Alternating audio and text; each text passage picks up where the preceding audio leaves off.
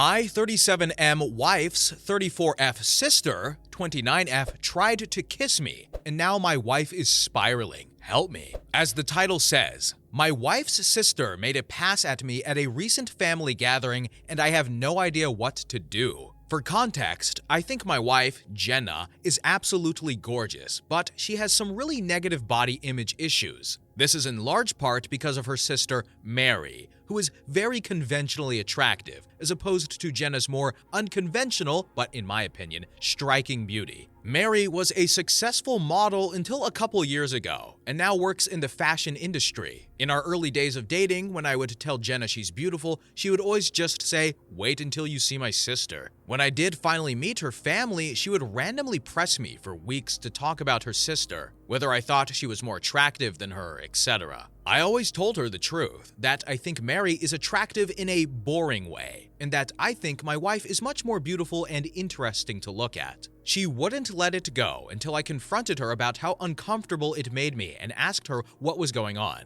That is when she told me that she always had a chip on her shoulder about her looks because of being compared with her sister growing up. They fell into the classic smart one/pretty one dynamic their whole lives. She also said Mary had a bit of habit of being flirty with all of her exes, and warned me that it would happen to me eventually. She then started sobbing and begging me not to cheat on her with her sister, to which I forcefully said I would never cheat on her with anyone, let alone her sister. I've been crazy about my wife since day one, and there's literally no woman on earth who could come close to her. I honestly didn't believe her about the flirting at first. I assumed it was just an extension of her insecurity, but I was wrong. Whenever we got together with my wife's family, Mary always found ways to touch me and make little innuendos/comments about me or my body. It's super uncomfortable for everyone, especially my wife. And I've called her out on it before. She'll cool it for a while, but eventually start doing it again. It's been 6 years of this,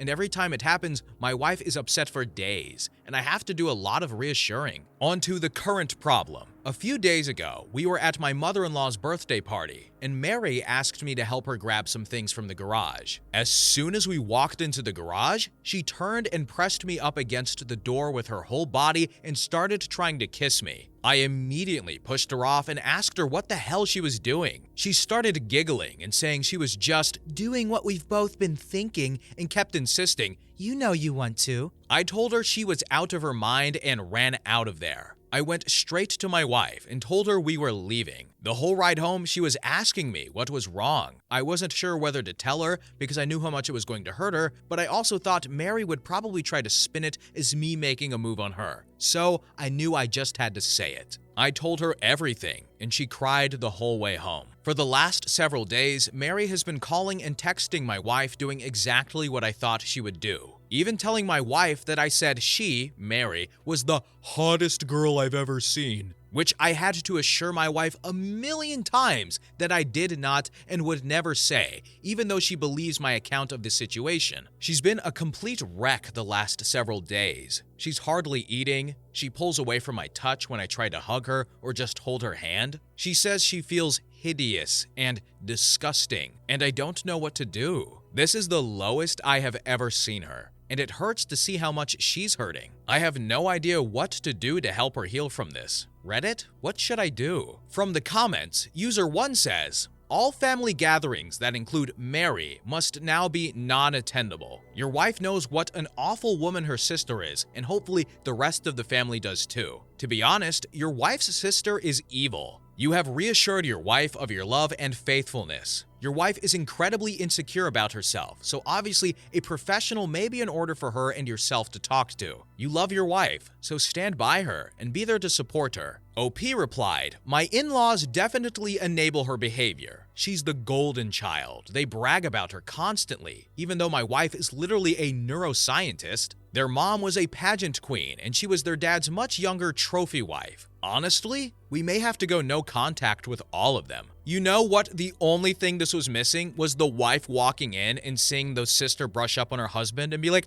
how dare you? And then she runs out and we have to spend the next 3 episodes trying to fix this situation. God, I hate those plot lines. Good on the husband, right? You know what? Some people don't want traditionally boring looking models, right? How many blondes do we need?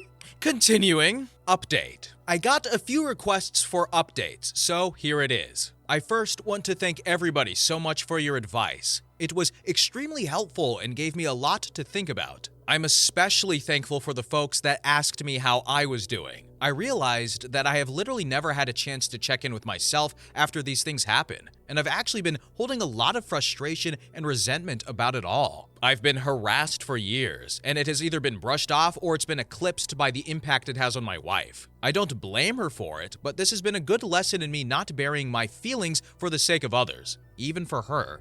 I also wanted to clarify a couple of things that came up. Several people asked about how my wife's family feels about all this, and I explained in a comment that her parents are toxic and treat Mary as the golden child. Even though my wife is a freaking neuroscientist, amazingly talented musician, speaks 3 languages fluently and another 2 conversationally, my wife and her family are seriously the only people who don't seem to understand how exceptional she is. I remember meeting one of my wife's family friends and talking to them about her research, and they said, "Oh wow, her parents just told us she works at a university." Whereas my parents literally introduce her as the family genius to everyone. It makes me so freaking angry to think about how her jerk family has stolen her shine her whole life. She's literally a Renaissance woman, but all they care about is looks and money. Some folks asked me why I would ever put myself in a situation alone with Mary, given everything she's done. I have no good answers for that other than I never thought she would actually try to do anything. That possibility just didn't exist in my head. I realize now that I should have seen this would happen eventually, and that I should have been less concerned with keeping the peace and more concerned about shutting Mary down before it escalated to this point. Hindsight is 2020. Anyway, on to the update. The night I posted, I told my wife that if she wanted to try to repair her relationship with her sister, I would respect that, but that I don't feel comfortable being around her for the foreseeable future. I said Mary has obviously been deeply jealous of my wife her whole life because she is a shallow, ugly person whose entire value has an expiration date, while my wife actually has substance. I said that I think her whole family is toxic and has done nothing but put her down her whole life, but that only she can decide whether she wants them in her life. I also told my wife that while I don't blame her for her emotional reaction, her insecurity is something she needs to work on for our relationship to be healthy. What Mary did was sexual assault, and she's been sexually harassing me for years. But I have consistently put aside my own feelings about this problem because of how it affects her, and that has prevented me from getting the support that I need too. I told her that her reaction only serves to punish herself and me for her sister's behavior, and there's no reason to give her that kind of power. I also told her something that a commenter said that really resonated with me. The only people who have ever considered her second best are her and her family. Everyone else sees her for who she really is. She was crying the whole time and agreed that she needed to go to therapy to work on her insecurity. We were able to find a therapist who specializes in body image/self-esteem issues to work with her individually, and we're looking for a couples therapist too. My wife sent a message to her parents and sister that explained exactly what happened,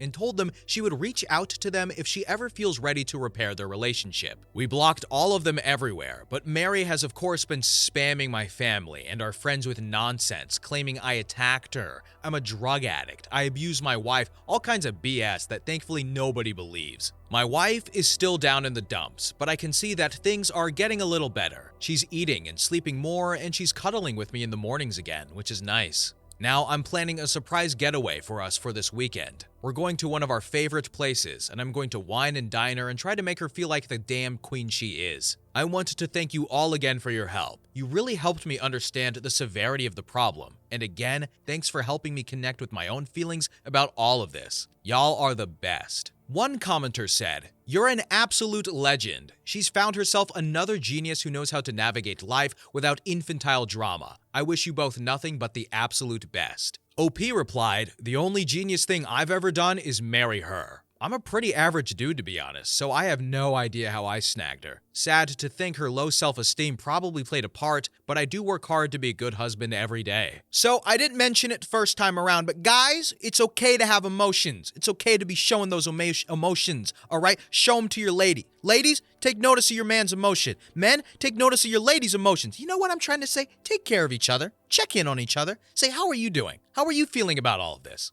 Thank you for taking care of me. What can I do for you? Partnership. Also, dudes can be victims of sexual assault as well. I know some people will just be like, dude, a chick's into you. Isn't that cool? But nah, not everybody thinks like that. So I'm glad that he's recognized this and is seemingly trying to address it and improve himself or resolve it. I guess that's the best way, resolve it. Anyway, let's continue. Final update. So I guess my original posts got reposted onto TikTok and some other subs here on Reddit, so I've been getting tons of messages asking for updates. It feels like things are mostly settled, and I'm really hoping this will be my final update. First, I want to say that I've gotten so many questions about who Mary is, and I'm just not going to say. Suffice to say, she's never been household name famous, but she made a living solely on modeling for a decade from what I understand. So she must have been popular enough that fashion people might know her. I really don't know how that whole world works. But IMO, it doesn't matter how many names you drop, you're not famous if you don't have a Wikipedia page. Also, I got lots of comments that, mostly, jokingly called me a simp, and I can't argue with that. I am a total simp for my wife. She's the coolest. I hope you all find a love that makes you feel this way. Okay, I think that's it. Here is the actual update. My wife loved the getaway weekend. We had a blast, and by the end of it, she said she felt like herself again. For a few days after we got back, things were really quiet, so we were hopeful that Mary had finally given up, but I felt uneasy about it all. Many of you warned me that Mary would try to interfere with my work, and while I initially dismissed it, I figured I would reach out to my boss just in case. I've been working at the same company for almost 10 years, and she's heard me vent about Mary before, so I didn't have to explain much. My boss reassured me that she knows my real character and would let me know if Mary tried anything. As you predicted, Mary did try to contact my boss a couple of days later, and the following is a recounting of what my boss told me. Apparently, Mary said that I needed to be fired because I was a predator and claimed that she had proof that I assaulted her. My boss said that was a very serious accusation to make and asked Mary to explain what proof she had. Mary claimed that there was a video camera that caught the whole incident, and my boss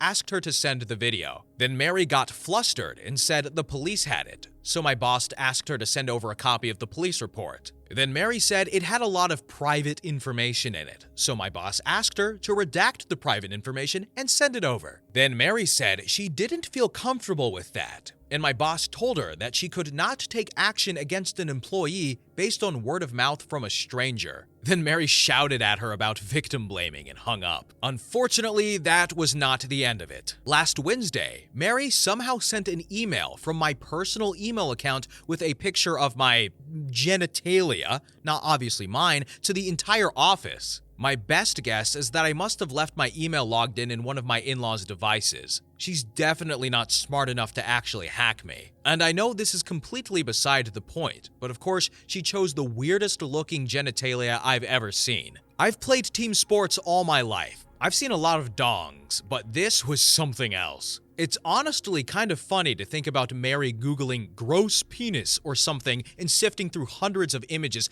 just to find the right one. I had to apologize to everyone on staff, and thankfully folks were surprisingly understanding. It's actually been kind of a nice bonding experience with my coworkers. I honestly didn't consider myself to be super well liked in the office, but it feels like everyone has just been going out of their way to be kind to me, and it means a lot. Anyway, at this point, it was clear we had to escalate things legally. I really wanted to avoid it, but she forced my hand. My wife and I have a lawyer friend who helped us draft up a cease and desist letter outlining her continued harassment and the material and emotional damage this is causing us. My wife then sent a message to Mary and my in-laws with a copy of the letter and made it very clear that we would pursue criminal and/or civil proceedings if her harassment continued. My wife's mom then called her crying and begged her to just let it go and leave Mary alone. My wife calmly explained that Mary is the only person responsible for this situation and that their parents have always enabled her awful behavior. She also said something she later regretted, but I think it was pretty badass. She said, "Mary is going to stick you two into a nursing home and steal your money the minute she has the chance, and you deserve it." After the way her mom reacted, my wife is firmly settled on cutting off her family completely. This happened on Friday, And on Sunday, Mary's best frenemy, Annie, sent my brother a message on Facebook to say Mary is going to leave us alone and please not sue her. I told my brother not to respond, then just sat and enjoyed the idea that Mary was out there somewhere freaking out about the potential of having to actually face the consequences of her actions. It must be a strange feeling for her. Since then, we haven't heard a peep from the grapevine. It feels like things are finally starting to go back to normal. My wife is starting therapy next week and will be starting couples therapy in a month or two. She wants to do some work on herself first. She's also taking a short leave from work to rest and recharge. I'm so proud of her for standing up for herself with her family and finally putting her mental health and well-being first. Thanks again for everyone who offered advice. This was a messy situation, but it definitely would have been messier without your help. Raise your hand if you didn't even think about the work thing, right? I feel like I should have seen this. Consistent viewers, why didn't we see this? The work thing was a very smart move. And I think the takeaway is, if you have any crazy person who you cut off in your life, who is, Mary levels of crazy, remember what can happen at work. They might call your boss. They might message your coworkers. I did not think about that. I am so glad this guy got ahead of that. Wow, that is smart. Anyway, there is another update, surprisingly, so let's see what happens. New update. I forgot about this account completely until today and logged in to see so many comments and messages asking for an update. It's honestly touching to see how many people care about the situation and want the best for me and my wife. This will be a brief update. I don't want to make this a regular thing, and the original situation has resolved enough that I am hopeful this will be the end of the saga. Mary and my in-laws have pretty much left us alone. My mother-in-law still tries to contact my wife every now and then, but she's made it clear to her family that if the first words out of their mouths aren't "I'm sorry," she isn't interested in a conversation. As you can see, the past 6 months have made my wife a badass. She has done some amazing work in therapy, and her confidence is growing all the time. It's not just with her family. She's more comfortable asserting herself at work, with strangers, with friends, etc. She's even stopped putting up with some of my crap. To be fair, that crap is stuff like me leaving socks everywhere around the house. But I'm seriously proud of her for telling me to cut it out.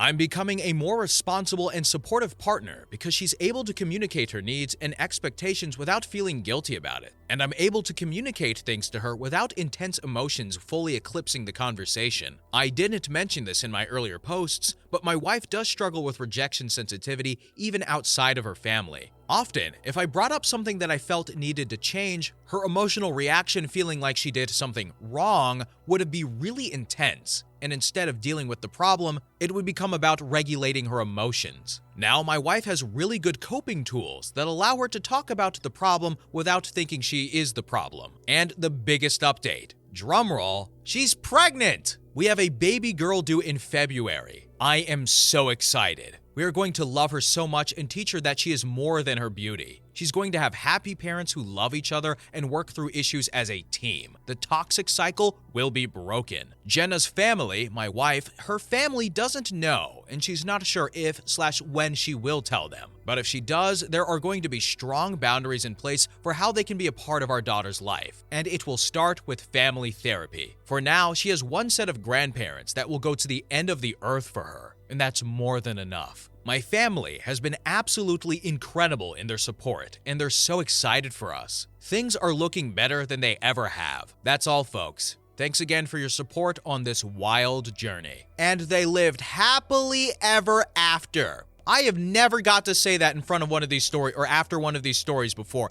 I am so happy for them. Therapy, communication, cutting out the toxic relatives, self-improvement, getting ahead of things. They did everything right, I think. They did better than most people I read about on here.